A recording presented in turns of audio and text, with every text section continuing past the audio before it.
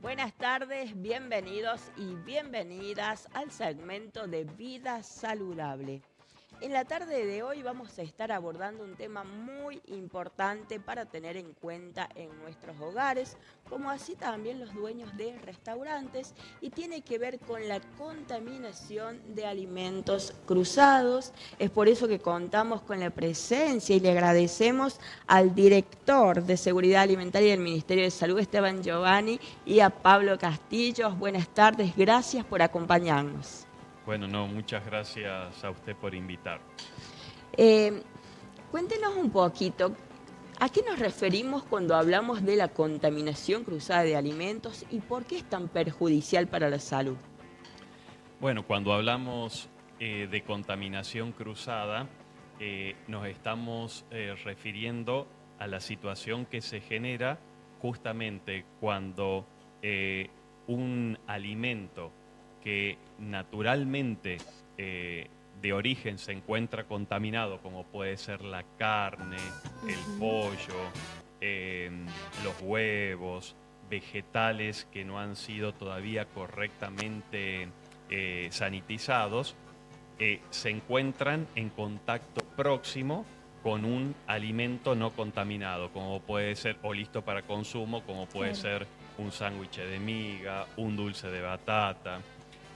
Un ejemplo muy frecuente de contaminación cruzada que ocurre normalmente en los hogares es cuando muchas veces se utiliza la misma tabla, por Claro. ejemplo, para cortar carnes crudas y después en esa misma tabla, sin la sanitización correspondiente o adecuada, se cortan los Los vegetales para vegetales. eh, elaborar una ensalada, ¿no es cierto? Bien. Que es un producto de consumo directo. Entonces, todas las bacterias, que encima son bacterias peligrosas, como puede ser Escherichia coli, Salmonella, que pueden estar en un alimento cárnico, Bien. al cortar las verduras y confeccionar la ensalada, que es un alimento de consumo directo, entonces las bacterias de la carne pasan a ese otro alimento de consumo directo y obviamente al consumirla nos enfermamos.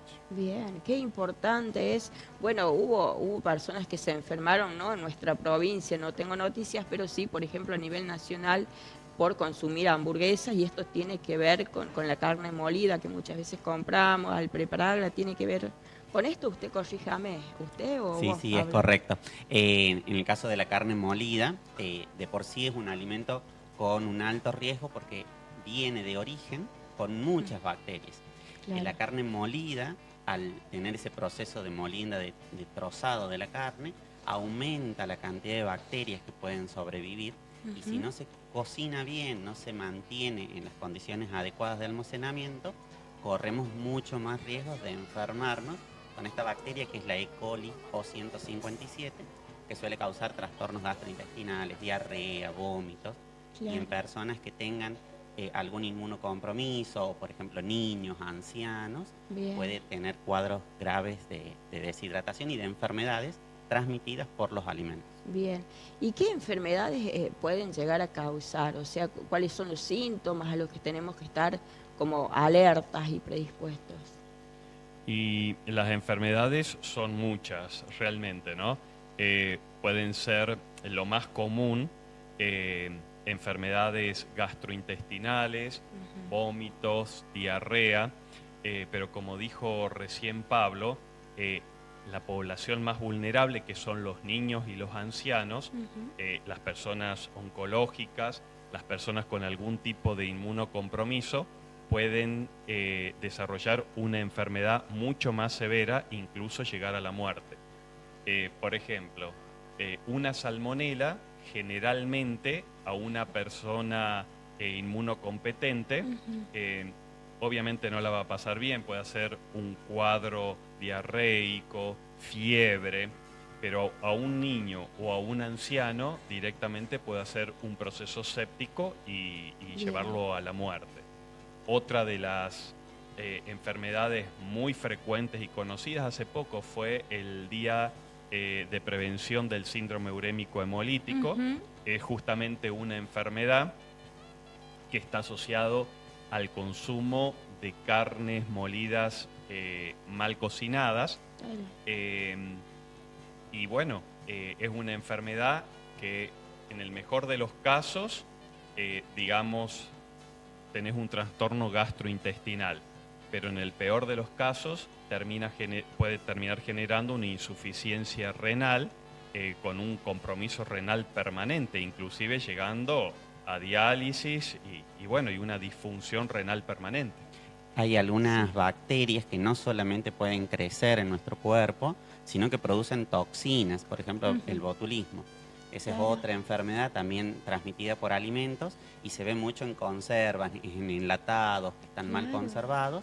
Crece la bacteria, produce esa toxina y cuando la ingerimos nos causa también una intoxicación que puede llegar a ser muy grave. Bien, y ahora, bueno, al comienzo, Esteban, usted mencionaba cuáles son los errores, ¿no? Podríamos decir, más comunes que cometemos en casa. Pero lo escuchaba hablar y me ponía a pensar, viste, que guardamos siempre la medicación en la heladera y llevamos el sancuchito y si compramos un alfajor y todo lo ponemos en el mismo estante. ¿Eso está bien? ¿Está mal? No, no está bien, de hecho está mal y esto refleja esto del comienzo de la charla cuando usted preguntó qué es la contaminación cruzada. Justamente por eso está mal, porque hay todo un orden, una secuencia que tenemos que ir respetando para evitar eso. Siempre en las capacitaciones hacemos mucho foco y mucho hincapié en poder detectar todas estas situaciones y todos esos peligros que seguramente en nuestros hogares, en el ámbito doméstico, involuntariamente generamos, ¿no? Es muy lindo muchas veces con el transcurso de la capacitación poder ir viendo cómo las personas toman conciencia de la cantidad de errores que cometemos. Mucha gente nos dice, a partir de la capacitación que realizamos, hemos cambiado hasta el modo de hacer las compras en el supermercado.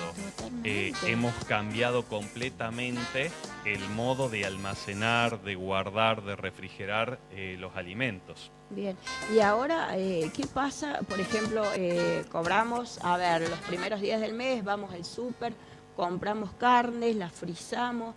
¿Cuánto tiempo, por ejemplo, puedo tener un par de bifes, chuletas, frizadas?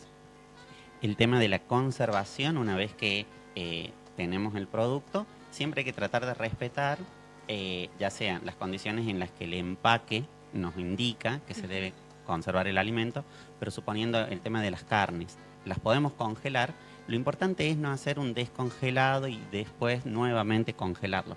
Cuando hacemos mucho este proceso de descongelar y congelar, el producto va a ir perdiendo características tanto nutritivas como afectación del producto.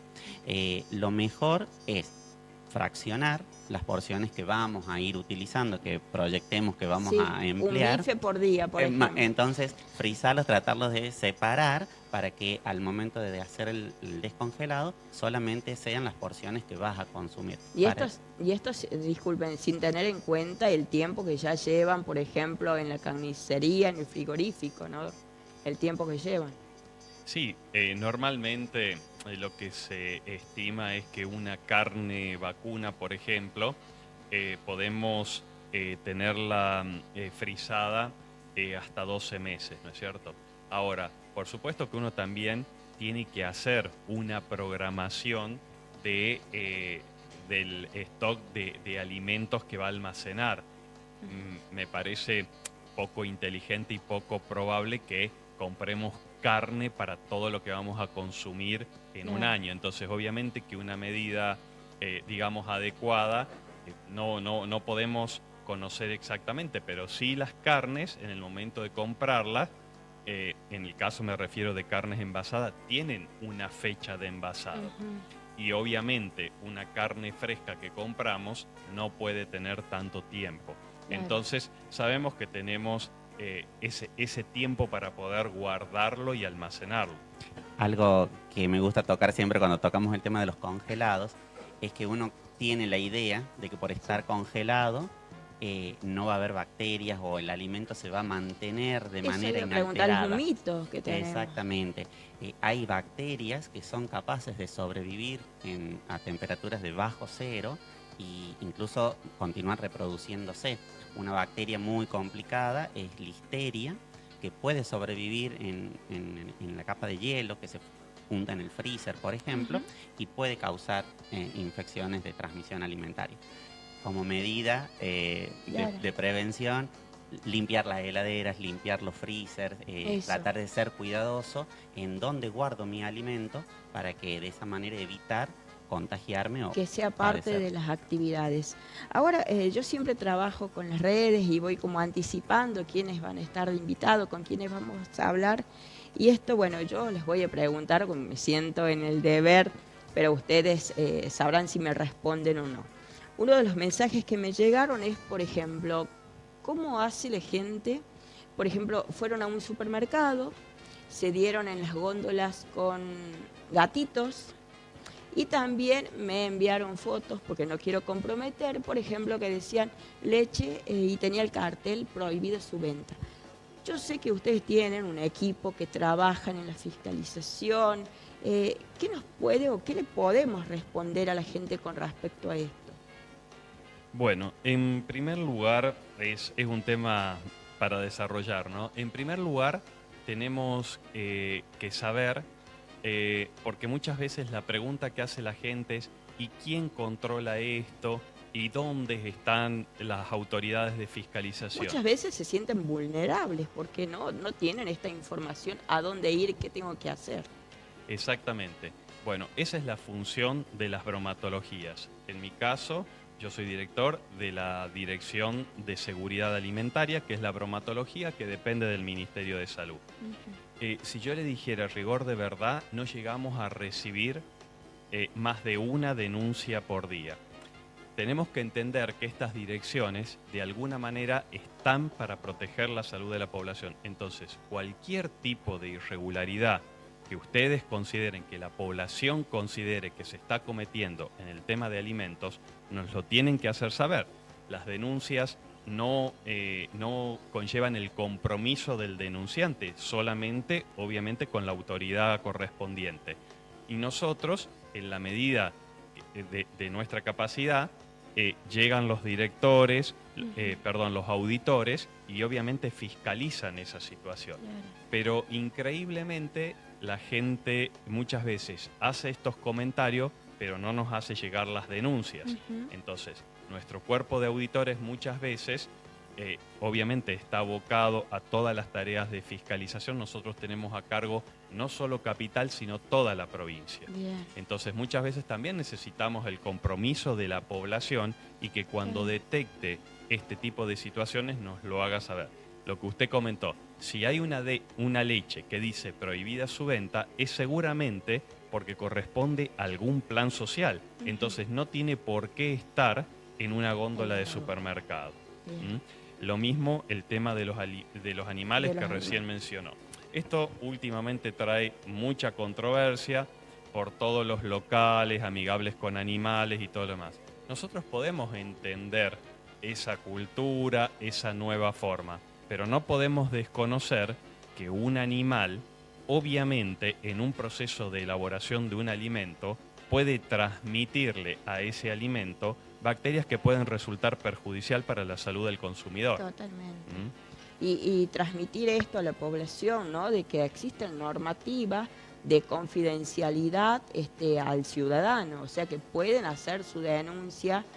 ¿A dónde? ¿Hay algún número de teléfono, alguna página donde la gente pueda realizar la misma, Esteban? Sí, sí. Obviamente lo pueden hacer personalmente en la Dirección de Seguridad Alimentaria. Está acá aquí en el centro administrativo. Exactamente, en el centro administrativo. Depende, como dije, del Ministerio de Salud.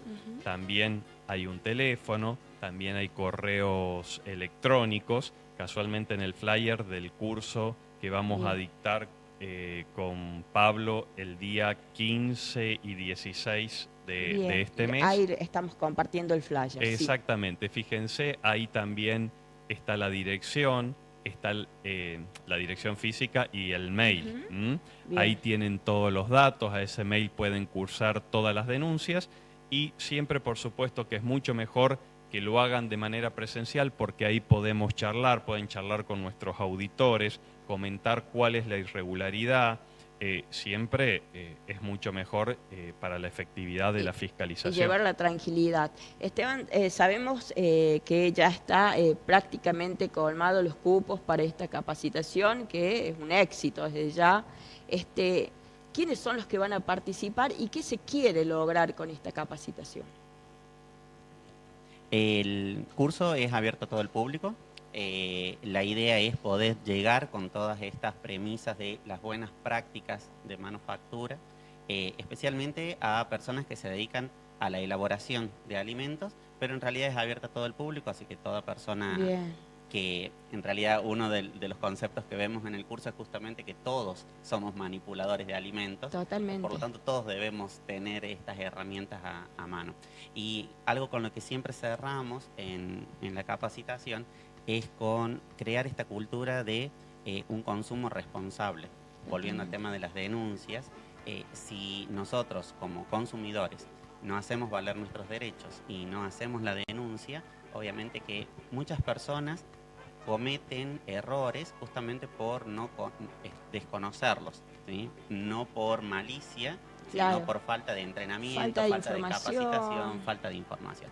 Por eso está muy bueno todos los que elaboran alimentos que puedan hacer el curso, la capacitación, justamente para hacer las cosas mejor.